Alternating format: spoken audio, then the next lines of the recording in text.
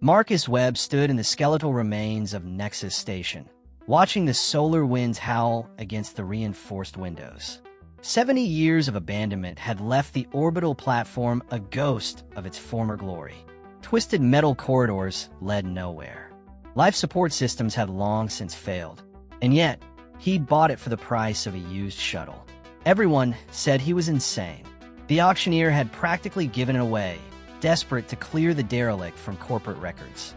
3 previous owners had abandoned it within months, spooked by strange occurrences, unexplained power fluctuations, phantom signals on the communication arrays, and worst of all, the feeling that something was watching from the darkness. But Marcus wasn't most people. He was a retired deep space engineer with 30 years of military service and a reputation for solving impossible problems. He believed there was always a rational explanation. Always. He activated his multi-spectrum scanner, a piece of military-grade equipment most civilians couldn't afford. The device hummed softly, its sensors penetrating the station's walls, mapping everything from radiation signatures to trace atmospheric particles. What it revealed made his breath catch. Beneath the corroded exterior panels, underneath decades of neglect, there was a heat signature. Not the ambient radiation he expected from a dead station, but something deliberate, something active, something alive. Marcus moved methodically through the station, his scanner leading him deeper into the core.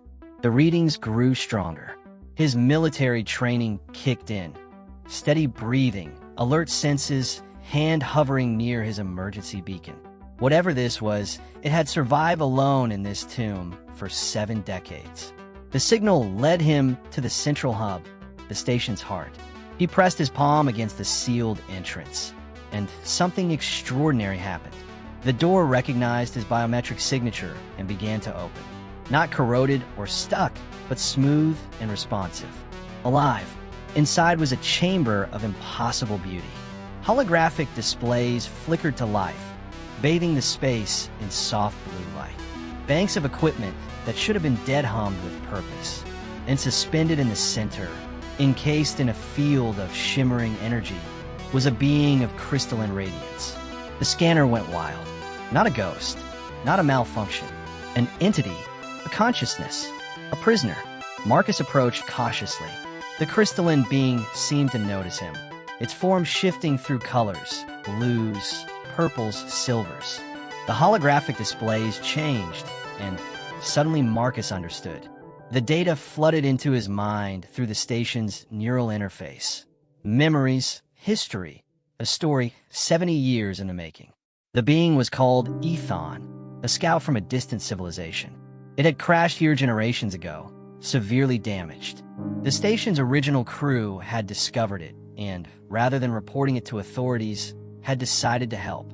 They'd built this sealed chamber, created this containment field, and dedicated themselves to healing it. But the governments had other plans. When they learned about Ethon, they'd ordered the station evacuated and quarantined. The crew had refused to abandon their patient. Faced with military intervention, they'd made the ultimate choice. They'd sealed themselves in with Ethon, using their bodies and their sacrifice to power the containment field that kept it alive. For 70 years, the station had been locked down, the crew long dead, but their sacrifice had kept Ethon alive. And Ethon had been waiting, hoping that someday, someone would arrive who wasn't bound by fear or military orders. Marcus stared at the crystalline being and understood the weight of the moment. This discovery would change everything. The governments would want Ethon imprisoned or studied or destroyed. Scientists would fight over research rights. Military powers would threaten war. Or Marcus could do something different. He spent weeks making repairs to Nexus Station. He reinforced the containment field using his own expertise. He studied Ethon's vessel, salvageable but needing significant work. He sent no communications to Earth. He filed no reports. When he finally activated Ethon's ship, the crystalline being pulsed with gratitude, its form glowing brilliantly gold. Through the neural link, Marcus felt its emotion, profound thanks for a human who had chosen compassion over protocol. As the ship lifted away from the station, heading toward the distant stars, Marcus stood alone in the chamber. He made a choice then. He filed a report claiming the station was beyond salvage, that he'd found nothing but empty corridors and corroded systems. He submitted his resignation from any government service. Nexus Station would remain quiet, its secrets safe.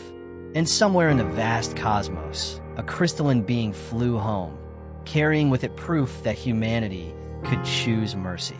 Marcus turned off the lights and sealed the station once more. Some mysteries, he decided, were worth keeping hidden.